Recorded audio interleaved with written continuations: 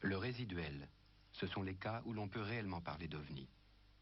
Parmi toutes ces observations françaises, il y a plusieurs atterrissages allégués.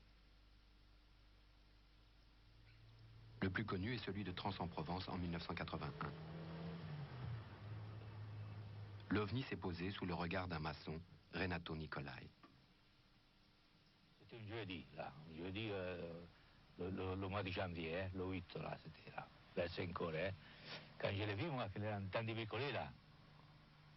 Oh, je dis quand même, des fois, ça fait pas. Quand je l'ai vu arriver, pratiquement, je ne l'ai pas vu tout à fait arriver. Voilà. Enfin, j'ai vu arriver, mais enfin, je ne l'ai pas noté, enfin, ça que c'était exactement. Alors, comment était cet engin? Ben, l'engin, c'était un engin, una forma. Come due assiette, c'est-à-dire. Comme une soucoupe.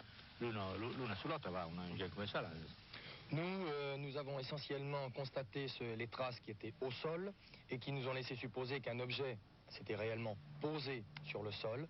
Et puis après, nous avons fait des prélèvements de l'herbe qui était légèrement écrasée et que nous avons envoyé en laboratoire.